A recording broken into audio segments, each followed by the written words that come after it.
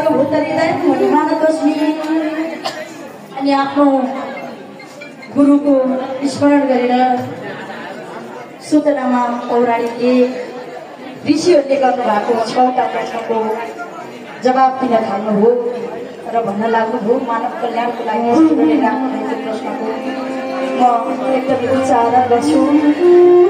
पहिलो कुरो छ,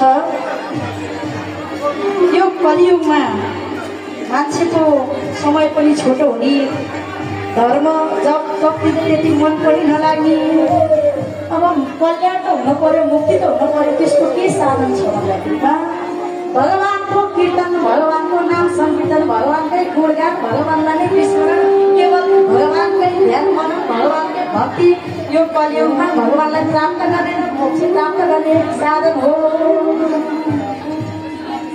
कृष्णलाई सम्झिनु पर्यो, कृष्णकै भजन गर्नु पर्यो। भगवान आएर हृदयमा बसिसकेपछि, भगवानमा मन गइसकेपछि जे गर्नुहुन्छ भगवानले गर्नुहुन्छ, अरू राधे राधे चिन्ता लिनु पर्दैन। मैले पनि भगवानमा आफूलाई समर्पण गरेको थिएँ। आज यहाँको यसरी माया सानिध्यता प्राप्त भएको छ। हजुरहरूले पनि भगवानलाई सबै कुरा अर्पण गरिदिनुहोस्, भगवानलाई भनेर छोडिदिनुहोस्, बाँकी जिम्मा भगवानको। यो कलिमा कल्याणको परम साधन भनेको भागवतको श्रवण, भागवत भनेको भगवान केशव भनेको कृष्णको कृतिहरू, गुण अनुवादहरू, लीलाले भरिएको ग्रन्थ के रहेछ बुझ्नुभयो? कलियुगमा मुक्ति कसरी हुने रहेछ, शान्ति कसरी पाइने रहेछ, सबैभन्दा उत्तम श्रेष्ठ साधन भनेको भागवतको श्रवण। अनि शास्त्रको सार भनेको के हो? धेरै शास्त्रहरू छन् हाम्रो हिन्दू धर्ममा, सनातन धर्ममा हामीले मानिआएको चलिआएको धेरै शास्त्र छन्। कति शास्त्र त कतिका लागि वर्जित पनि छन्। अब सबै शास्त्रहरूको अध्ययन गर्न लाग्यो भने त्यहाँको सबै कुरा प्राप्त गर्न सकिँदैन। यता गयो यता लोमिन्छ, यता गयो यता लोमिन्छ। त्यसैले सम्पूर्ण शास्त्रहरूको सार भनेको भागवत। सम्पूर्ण वेद वेदान्त शास्त्रहरूलाई त्यो शास्त्र रूपी दैलाई मथिङको ठेकीमा विवेकको मदानी लाएर भक्तिको डोरीले मर्दा जुन नौनी आउँछ, अनि त्यो नौनीलाई साधनाको तापमा आगोमा खारेर निस्किने जुन घिउ हुन्छ महत्त्वपूर्ण शास्त्रको सार अर्थात् भागवत। बुझ्यो कि बुझेन? अलिअलि बुझ्यो कि घर पुग्दासम्म सबै बिर्सिने गरेर बुझ्यो? हाँसेका या ठ्याक्कै मनकै कुरा भनी कसरी जाने होला पनि भनेका छन् कोही कोहीले। खुसी लागेर हाँस्नु भएको ल, धेरै धेरै धन्यवाद छ। जे होस् विराम अझै पाइँदैन कथा सुन्दाखेरि। भगवान अनि सम्पूर्ण शास्त्रहरूको सार भनेको भागवत। तेस्रो प्रश्न के थियो याद गर्नु भएको छ? तेस्रो प्रश्न के थियो? कतिको ध्यान दिनुभएको छ? ल सुनौँ त। तेस्रो प्रश्न के थियो भन्दाखेरि भगवानले पिता वसुदेव र माता देवकीको पुत्रको रूपमा के इच्छा के प्रयोजनले यो धरतीमा जन्म लिनुभयो?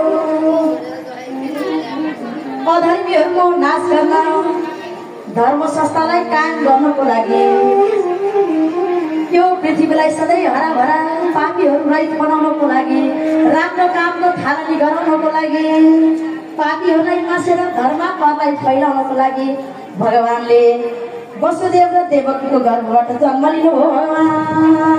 अनि भगवानका अवतारहरू के छन् भन्ने अर्को प्रश्न छ। अब अवतारहरू त हामीहरू सबै भगवानको कुनै न कुनै अंश, कुनै न कुनै रूपबाट जन्मेका हौँ। तर विशेष गरी 24वटा अवतारलाई भगवानको अवतारको रूपमा लिएको छ।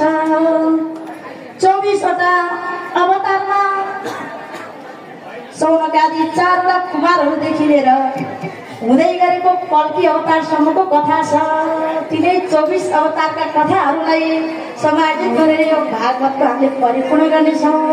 ती अवतार भएका कुराहरू सबै भागवतमा व्याख्या हुनेछन्। अनि 6औं प्रश्न छ, धर्म कम शरणं गतः। भगवान कृष्ण परमधाम भइसक्नु भएपछि धर्म कसको चरणमा गएर बस्यो। भगवानको परमधाम भइसकेपछि धर्मले श्रीमद् भागवतको आश्रय लिएर यही भागवतलाई नै भगवानको पण्डित मूर्तिको रूपमा मान्ने चलन, पूजा गर्ने चलन छ। जय बोलो श्रीमद् भागवत महापुराणको। वृन्दावनमा गाई चराउने कृष्ण काले छो, वृन्दावनमा गाई चराउने कृष्ण काले छो, कति मिठो कति राम्रो मुरारीको। वृन्दावनमा गाई चराउने कृष्ण काले छो, कति मिठो कति राम्रो मुरारीको। वृन्दावनमा गाई चराउने कृष्ण काले छो, कति राम्रो कति मिठो मुरारीको।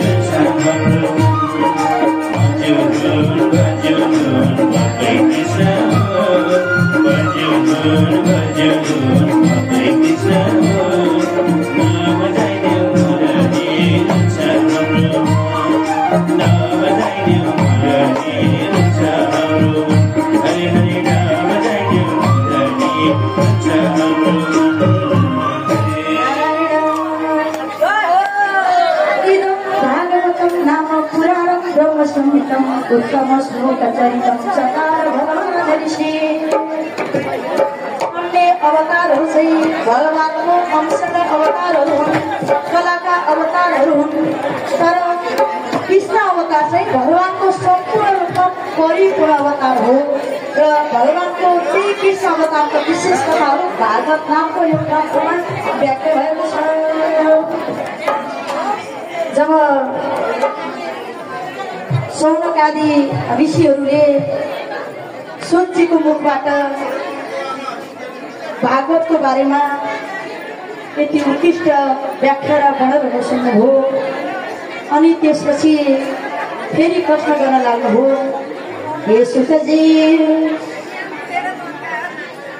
त्यति ठुलो चक्रवर्ती सम्राट जो पाण्डवहरूको वंशमा उत्पन्न हुनुभएको थियो, सारा संसारमा दिग्विजय पनि गर्नुभएको थियो, त्यस्तो महान राजा परीक्षितलाई के दुःख आइपर्यो अनि उनले किन श्रीमद् भागवतको श्रवण गर्न पर्यो? त्यो त एकपट्टिको विषय रह्यो नै। फेरि त्यहाँ हजुरले सुखदेव स्वामीले राजा परीक्षितलाई सुनाउनु भएको कथा भनेर भन्नुभयो। अमर कथा सुखदेव स्वामी त यस्तो व्यक्तित्व, यस्तो परमहंस जो भगवानको मायामा नघेरिनको लागि जन्मनसाथ भगवानमा लीन हुन घरै छोडेर हिँड्नु भएको। हल्ला नगरिदिनु होला, कथा सुनिँदैन, सुने पनि बुझिँदैन होला, एकदम ध्यान लगाइदिनु होला। आवाज भन्दा पनि यहाँले मन र ध्यान लाउनुपर्छ। अनि ती सुखदेव स्वामी जो गृहस्थीको घरमा गएर धेरै बेर बस्न पर्यो भने एउटा गाई दुने बेलासम्म बस्ने, नत्र नबस्ने, हिँडिहाल्ने, त्यस्ता व्यक्तित्वले 7-7 दिनसम्म कसरी अडिग भएर राजा परीक्षितलाई कथा सुनाउनु भयो होला। अनि राजा परीक्षित कुन दुःखले, कुन पीडाको कारणले गङ्गामा गएर बस्न पर्यो, यो कथा हामीलाई सुनाउनु पर्यो भन्नु भइसकेपछि सुतनामाजीले भन्न लाग्नुभयो, अब म यो कथा विस्तारपूर्वक सुनाउँछु। यो कथा म विस्तारपूर्वक सुनाउँछु, ध्यान दिएर सुन्नु होला। सर्वप्रथम त श्रीमद् भागवतको यो पवित्र ग्रन्थको रचना कसरी भयो भन्ने कुरो छ। कस्मिन युगे प्रविद्यम स्तम्य वाक्येन हेतुना कुतः सञ्चरित कृष्ण कृतवान् सविता मुनि। यो भागवतको कुन युगमा कुन स्थानमा कसको प्रेरणाले अनि कसले रचना गर्नुभयो यसो कुरा जान्नको इच्छा छ भनिसकेपछि द्वापरे समुद्र प्राप्ते तृतीय युग परे जातः पराशराद्योगी वासत्यं कलया हरे। तृतीय युगको अन्तिमतिर महान ऋषि पराशरको पुत्रको रूपमा माता सत्यवतीको गर्भबाट भगवान वेदव्यासको जन्म भयो। एकदमै महान ऋषि वेदव्यास जसले वेदलाई 4 भागमा विभाजन गर्नुभयो। पहिला 4 भागमा विभाजित नहुँदा वेद एउटै थियो, ऋग्वेद, यजुर्वेद, सामवेद र अथर्ववेद। अनि 4 भागमा वेदलाई विभाजन गरेर आफ्ना शिष्यहरू पाल ऋषि, जैमिनी ऋषि, वैशम्पायन ऋषि र सुमन्तु ऋषिलाई प्रचार गर्नको लागि प्रदान गर्नुभयो। त्यतिले पुगेन, 17वटा पुराणहरूको रचना गर्नुभयो। त्यसले पनि मनमा शान्ति भएन। वेद 17वटा पुराणको रचना गर्दा पनि चित्त शान्त भएर सबैको लागि भनेर महाभारतको रचना गर्नुभयो। त्यसले पनि चित्त शान्त भएन। अनि एक दिन आश्रमको छेउमा एकदमै मनमा व्याकुल भएर चिन्ताग्रस्त अवस्थामा के नपुगेको जस्तो, के हराएको जस्तो, के बिराएको जस्तो भएर एकदमै खिन्न चित्त लिएर बसिरहनु भएको थियो। त्यतिकैमा श्रीमन्नारायण नारायण नारायण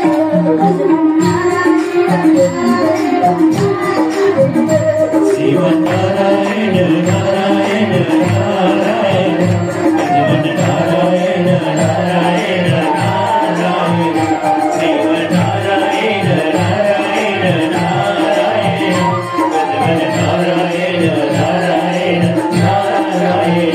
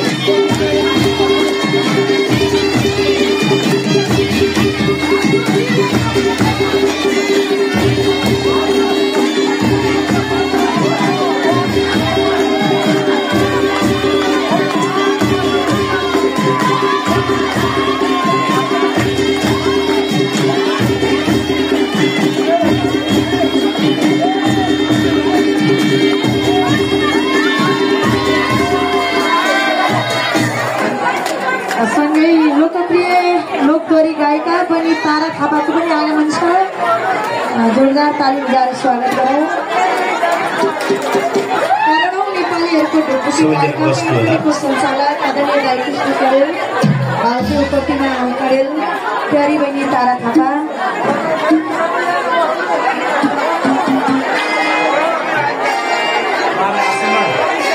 आसनको व्यवस्था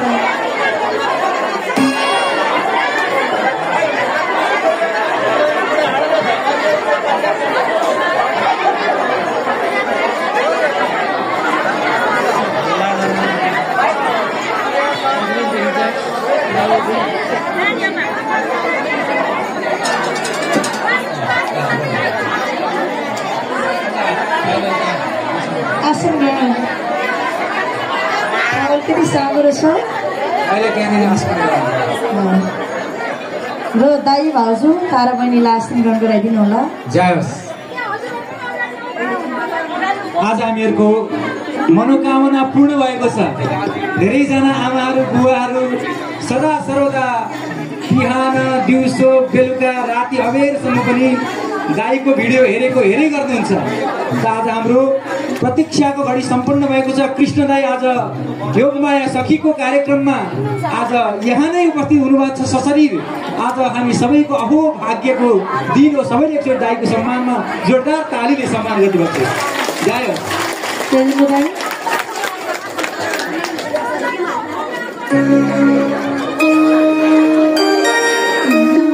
खुस्काइदेऊ मायाको डोरी मिलाउन प्रभु बचाइदेऊ ए हरि।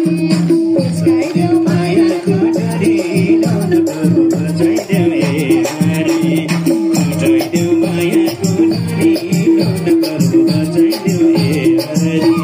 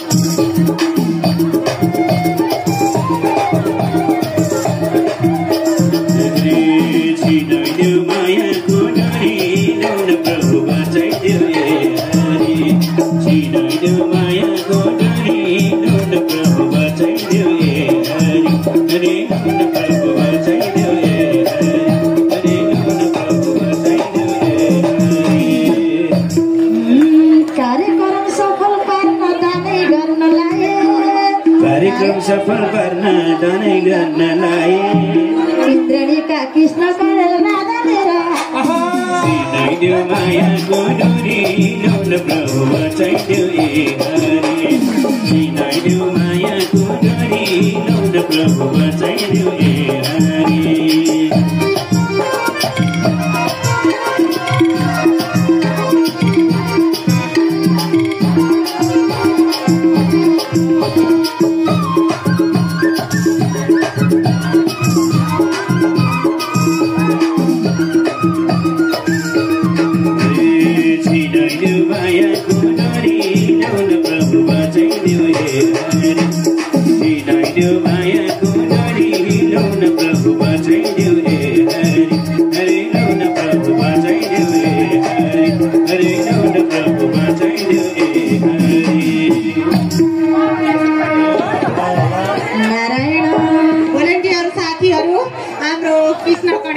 तेरो हरि छ भन्दा हुनुहुन्छ त्यो खम्बामा पनि मैले त मेरो हरिलाई देखेको छु भनेपछि ए तेरो हरि खम्बामारी रहेछ है भनेर तरबारले खम्बालाई यसो च्याट्ट के छाते खम्बा फोडेर नरसिंह अवतार भगवानको प्रादुर्भाव भयो। नरसिंह अवतार भगवानको नरसिंह भनेको आदि सिंहको जस्तो मुखौटा शरीर भएको नर र सिंह, मान्छे र सिंह जोडिएको हुनाले नरसिंह। देख्दै डर लाग्दो अलिअलि पारा देखाउन पर्यो। अनि प्रादुर्भाव हुने बित्तिकै, प्रकट हुने बित्तिकै उहाँहरू गर्न थाल्नुभयो, झम्टिम्ला जस्तो गर्न थाल्नुभयो, राता राता आँखाले हेर्नुभयो, क्रोधित हुनुभयो। अनि हिरण्यकशिपुलाई अलिअलि डर जस्तो पनि लाग्यो। अनि फेरि म त मनै हो, मैले अमरताको वर प्राप्त नगरे पनि ब्रह्माजीसँग सबै सम्भावित वरदानहरू लिइसकेको छु, मलाई कसले के गर्न सक्छ भन्ने जस्तो पनि भयो। अन्तमा भगवान नरसिंह र हिरण्यकशिपुको निकै घमासान युद्ध भयो।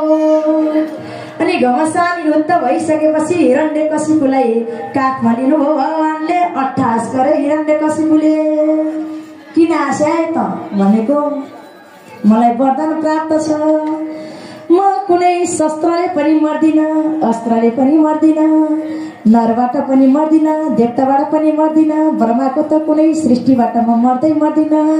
म जलमा पनि मर्दिन, थलमा पनि मर्दिन, भित्र पनि मर्दिन, बाहिर पनि मर्दिन, कुनै महिलाहरूमा पनि म मर्दिन, साँझमा पनि मर्दिन, म दिनमा पनि मर्दिन, म रातमा पनि मर्दिन, सुकेकोले नि मर्दिन, काँचोले नि मर्दिन भनेपछि नि भगवान नरसिंहले भन्नुभयो, ब्रह्माजीको कुनै सृष्टिबाट नमर्ने भन्ने कुरो मलाई थाहा छ, म ब्रह्माजीको सृष्टि होइन। अलिकति डर लाग्यो, जलमा पनि थलमा पनि नमरौँ भनेको थिएँ, मेरो काख हेर्नु यो जल हो कि थल हो, अलि बढी डर लाग्यो। भित्र पनि नमरौँ बाहिर पनि नमरौँ भनेको थिएँ, यहाँ हेर कहाँनिर छस् भन्दा ढोकाको सङ्घारमा, न भित्र न बाहिर, दिनमा पनि नमरौँ रातमा पनि नमरौँ भनेको, अहिले दिन हो कि रात हो भन्दा यसो हेरेको, साँझ पर्न लाग्यो, दिन पनि गइसकेको, रात पनि नआइसकेको अवस्था। अनि अस्त्रले नि नमरौँ शस्त्रले नि नमरौँ भनेको थिएँ, मेरो नङ हेर यो अस्त्र हो कि शस्त्र हो भन्दा त्यो पनि होइन, सुकेको हो कि काँचो भन्दा त्यो पनि होइन, कुनै महिनामा नमरौँ भनेको थिएँ, तँलाई मार्नकै लागि अधिक मास पुरुषोत्तम मास भएको हो भनेपछि हिरण्यकशिपुको साथ त गयो। त्यति धेरै बुद्धि विवेक लगाएर जताततैबाट बार हालेर वरहरू मागेको पनि म अमर बन्न सकिनँ भन्ने लाग्यो। अनि भगवानले आफ्नो सम्पूर्ण बलहरू प्रयोग गरेर हिरण्यकशिपुको छाती चिरेर प्राण खिचिदिनु हो। हिरण्यकशिपुको तेज भगवानमा प्रवेश भयो, हिरण्यकशिपु परमधाम गयो। अनि नरसिंह अवतार भगवानको सबैले जय जयकार गर्न लागे।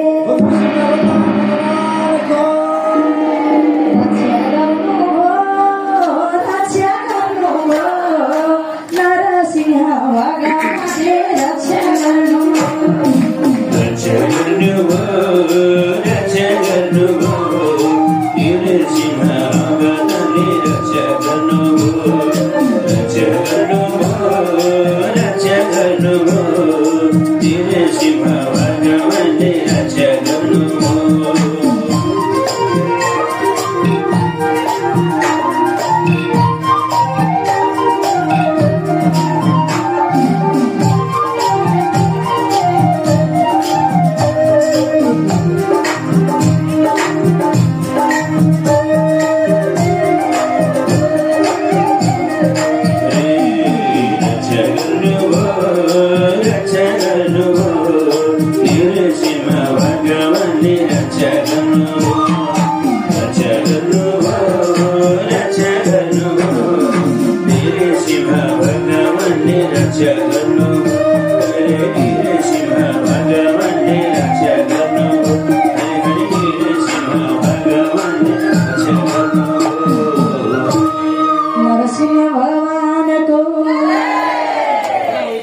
यसरी सतीले थाहा पाउनुभयो पिताजीको घरमा त्यत्रो महान यज्ञ हुनु, सारा इष्टमित्र आफ्नो सम्बन्ध सबै जो जति छन् इष्टमित्र नातागोताहरू टाढाका पनि नजिकका पनि निम्तो हुनु, सबै आउनु, आफूलाई र आफ्नो श्रीमानलाई छुटाउनु, यो त अति नै मन दुख्ने कुरा हो, साह्रै कष्टकर कुरा हो। तैपनि के भन्नेको छ भने कतै यज्ञहरू लागिराखेको छ भने त्यहाँ जानको लागि निम्तो चाहिँदैन, चेलीलाई पिताको घरमा माइतीमा जानको लागि निम्तो चाहिँदैन। शिष्यहरूलाई गुरुको घरमा जानको लागि निम्तो चाहिँदैन। त्यसै भएर बा निम्तो पठाउन भुल्नु भएको पो हो कि अथवा केही त्यस्तो भएको हो कि गएर मातापितालाई सम्झाउँछु भन्ने मनमा लाग्यो। अनि पहिला त शिवजीलाई फकाउनु हो। महिलाहरूले आफ्नो केही काम बनाउनु छ भने पहिला श्रीमानलाई फराक फुरुक्क पार्छन्। अरू बेलामा त हाम्रो बाका घर, हाम्रा माइती, हाम्री आमा, हाम्रो यस्तो हाम्रो उस्तो। तर त्यति बेला शिवजीलाई फकाउनु थियो। हे जगतीश्वर, हजुरको ससुरालीमा मेरो माइती भन्नु भएन, तैपनि स्वामीलाई फकाउन सकिन्छ कि भनेर। हजुरको ससुरालीमा त्यत्रो महान यज्ञ भइराखेको छ। सारा संसार निम्तो गर्दा हामीलाई निम्तो नआएको पनि हुनसक्छ।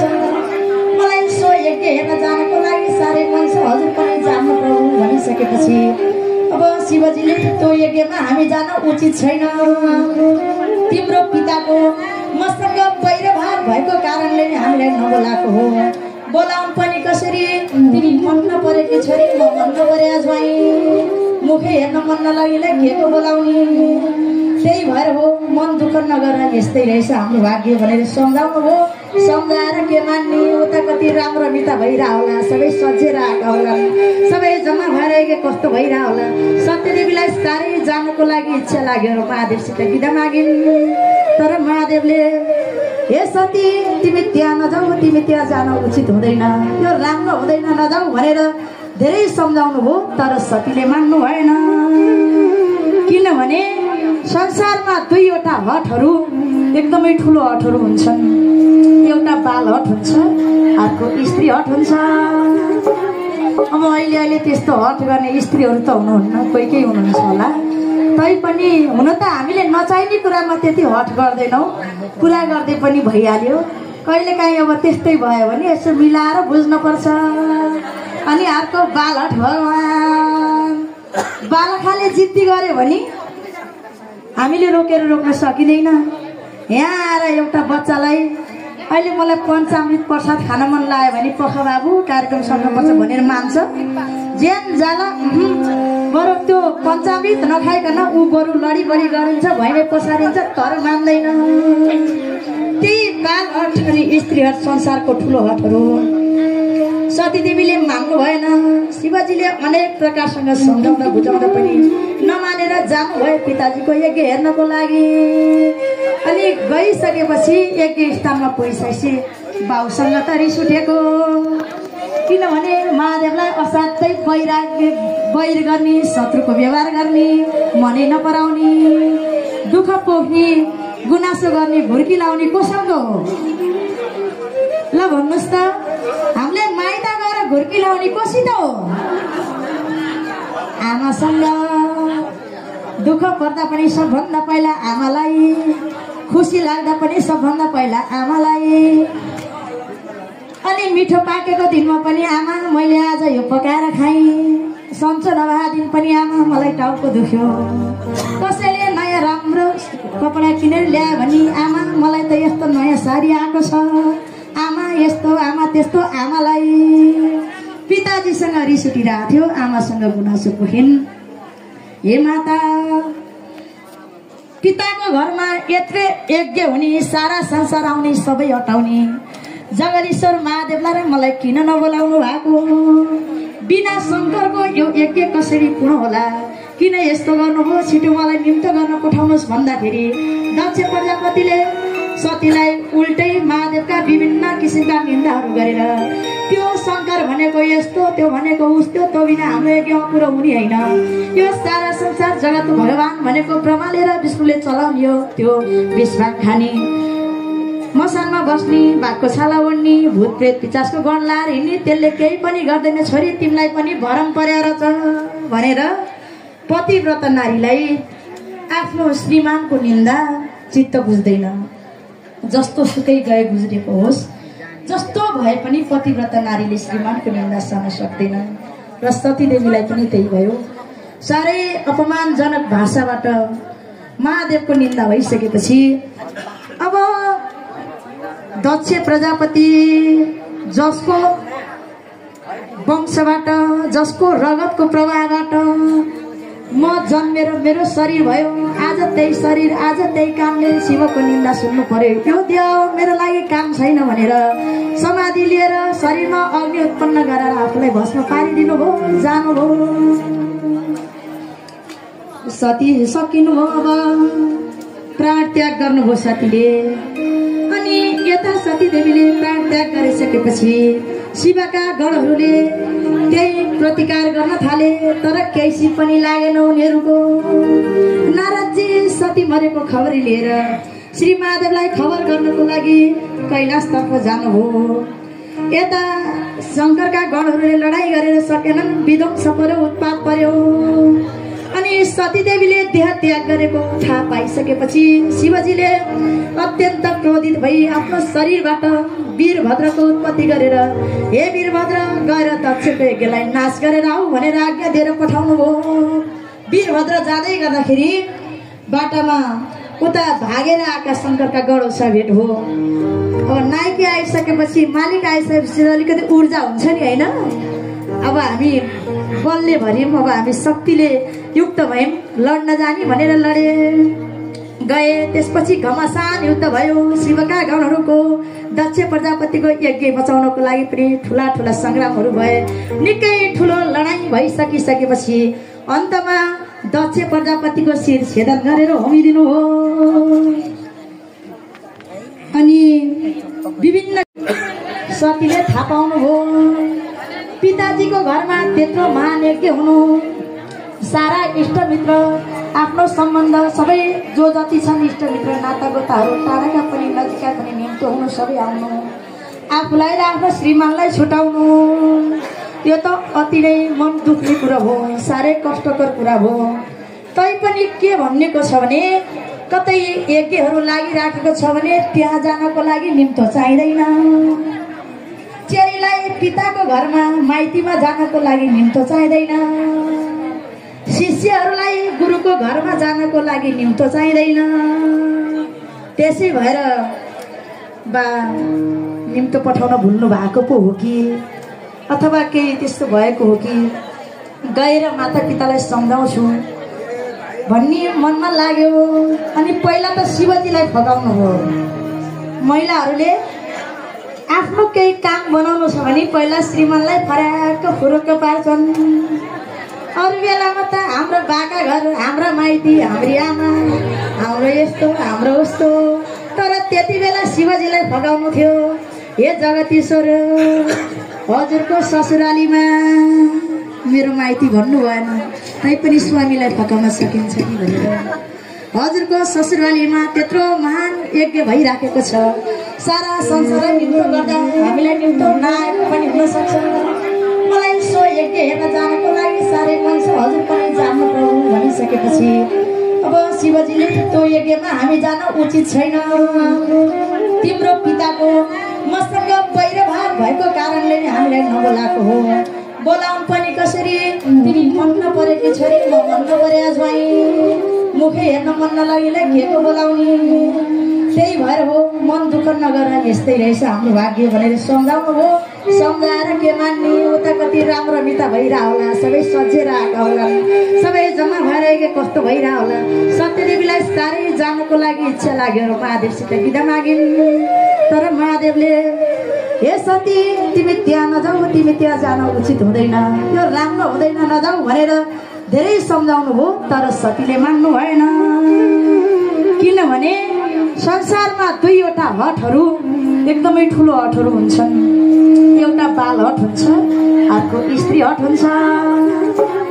अब अहिले त्यस्तो हट गर्ने स्त्रीहरू त हुनुहुन्न, कोही कोही हुनुहुन्छ होला। तैपनि हुन त हामीले नचाहिने कुरामा त्यति हट गर्दैनौँ, पुरा गर्दै पनि भइहाल्यो। कहिलेकाहीँ अब त्यस्तै भयो भने यसो मिलाएर बुझ्नुपर्छ। अनि अर्को बाल हट भगवान्, बालखाले जिद्दी गर्यो भने हामीले रोकेर रोक्न सकिँदैन। यहाँ आएर एउटा बच्चालाई अहिले मलाई पञ्चामृत प्रसाद खान मन लाग्यो भने पख बाबु कार्यक्रम सक्नुपर्छ भनेर मान्छ। ज्यान जाला बरु त्यो पञ्चामृत नखाइकन ऊ बरु लडी बढी गरिन्छ भैले पसारिन्छ तर मान्दैन। त्यही बाल अर्थरी स्त्रीहरू संसारको ठुलो हटहरू हुन्। सतीदेवीले मान्नु भएन। शिवजीले अनेक प्रकारसँग सम्झाउँदा बुझाउँदा पनि नमानेर जानुभयो पिताजीको यज्ञ हेर्नको लागि। अनि गइसकेपछि यज्ञ स्थानमा पुगिसकेपछि बाउसँग त रिस उठेको, किनभने महादेवलाई असाध्यै बैर गर्ने, शत्रुको व्यवहार गर्ने, मनै नपराउने, दुःख पोख्ने, गुनासो गर्ने, भुर्की लाउने कोसँग हो? ल भन्नुहोस् त, हामीले माइत गएर घुर्की लाउने कोसित हो? आमासँग। दुःख पर्दा पनि सबभन्दा पहिला आमालाई, खुसी लाग्दा पनि सबभन्दा पहिला आमालाई। अनि मिठो पाकेको दिनमा पनि आमा मैले आज यो पकाएर खाएँ, सन्चो नभए दिन पनि आमा मलाई टाउको दुख्यो। कसैले नयाँ राम्रो कपडा किनेर ल्यायो भने आमा मलाई त यस्तो नयाँ साडी आएको छ, आमा यस्तो आमा त्यस्तो। आमालाई पिताजीसँग रिस उठिरहेको थियो, आमासँग गुनासो पोखिन्। हे माता, पिताको घरमा यत्रै यज्ञ हुने, सारा संसार आउने, सबै हटाउने जगदीश्वर महादेवलाई र मलाई किन नबोलाउनु भएको? बिना शङ्करको यो यज्ञ कसरी पूर्ण होला? किन यस्तो गर्नुभयो? छिटो मलाई निम्त गर्न पठाउनुहोस् भन्दाखेरि दक्ष प्रजापतिले सतीलाई उल्टै महादेवका विभिन्न किसिमका निन्दाहरू गरेर त्यो शङ्कर भनेको यस्तो, त्यो भनेको उस्तो, त्यो बिना हाम्रो यज्ञ पुरो हुने होइन। यो सारा संसार जगत भगवान भनेको ब्रह्माले र विष्णुले चलाउने हो। त्यो विश्वास खाने, मसानमा बस्ने, बाघको छाला ओढ्ने, भूत प्रेत पिचासको गण लाएर हिँड्ने, त्यसले केही पनि गर्दैन छोरी, तिमीलाई पनि भरम पर्याएर छ भनेर पतिव्रत नारीलाई आफ्नो श्रीमानको निन्दा चित्त बुझ्दैन। जस्तो सुकै गए गुज्रेको होस्, जस्तो भए पनि पतिव्रत नारीले श्रीमानको निन्दा सहन सक्दैन। र सतीदेवीलाई पनि त्यही भयो। साह्रै अपमानजनक भाषाबाट महादेवको निन्दा भइसकेपछि अब दक्ष प्रजापति, जसको वंशबाट, जसको रगतको प्रवाहबाट म जन्मेर मेरो शरीर भयो, आज त्यही शरीर, आज त्यही कामले शिवको निन्दा सुन्नु पर्यो। यो देह मेरो लागि काम छैन भनेर समाधि लिएर शरीरमा अग्नि उत्पन्न गरेर आफूलाई भस्म पारिदिनु भयो, जानुभयो। सती सकिनु भयो, अब प्राण त्याग गर्नुभयो सतीले। अनि यता सतीदेवीले प्राण त्याग गरिसकेपछि शिवका गणहरूले त्यही प्रतिकार गर्न थाले, तर केही पनि लागेन उनीहरूको। नारदजी सती मरेको खबर लिएर श्री महादेवलाई खबर गर्नको लागि कैलाशतर्फ जानुभयो। यता शङ्करका गणहरूले लडाईँ गरेर सकेनन्, विध्वंस पर्यो, उत्पात पर्यो। अनि सतीदेवीले देह त्याग गरेको थाहा पाइसकेपछि शिवजीले अत्यन्त क्रोधित भई आफ्नो शरीरबाट वीरभद्रको उत्पत्ति गरेर, हे वीरभद्र, गएर दक्षको यज्ञलाई नाश गरेर आऊ भनेर आज्ञा दिएर पठाउनु भयो। वीरभद्र जाँदै गर्दाखेरि बाटामा उता भागेर आएका शङ्करका गणसँग भेट हो। अब नायकी आइसकेपछि, मालिक आइसकेपछि अलिकति ऊर्जा हुन्छ नि, होइन? अब हामी बलले भर्यौँ, अब हामी शक्तिले युक्त भयौँ, लड्न जाने भनेर लडे गए। त्यसपछि घमासान युद्ध भयो। शिवका गणहरूको दक्ष प्रजापतिको यज्ञ बचाउनको लागि पनि ठुला ठुला सङ्ग्रामहरू भए। निकै ठुलो लडाईँ भइसकिसकेपछि अन्तमा दक्ष प्रजापतिको शिर छेदन गरेर होमिदिनु हो। अनि विभिन्न पर्यो भने तेरो भगवान बचाउन आउँछन् होला नि, भन्दा आउनुहुन्छ, भगवान हुनुहुन्छ, मलाई जसरी पनि बचाउनुहुन्छ भनेर पिताजीसँग भगवानको बारेमा कुरा गर्न लाग्नु हो। भुइँमा झरना, हरि भुइँमा झरना, पासौँ तिम्रै शरण, भुइँमा झरना, भुइँमा झरना, हरि भुइँमा झरना, पासौँ तिम्रै शरण, भुइँमा झरना, भुइँमा झरना, हरि भुइँमा झरना, पासौँ तिम्रै शरण, भुइँमा झरना।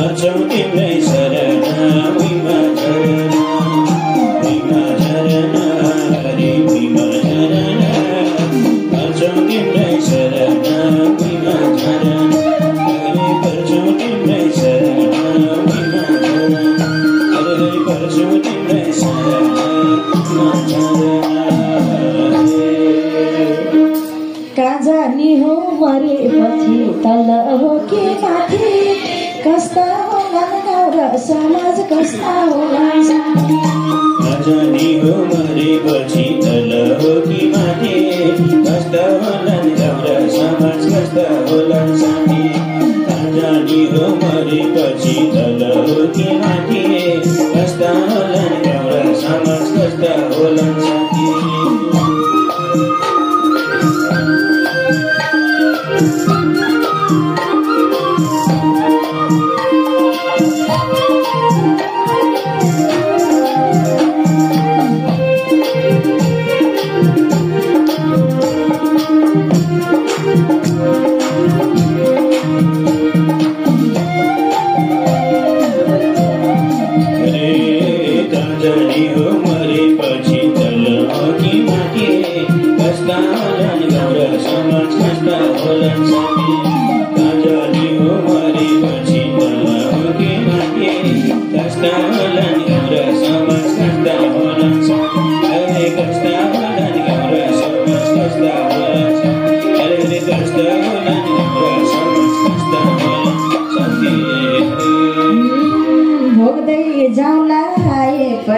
जस्ता तस्ता दिन भगवानले रक्षा गर्छन् चिन्ता लिने दिन भगवानले रक्षा गर्छन् चिन्ता लिने दिन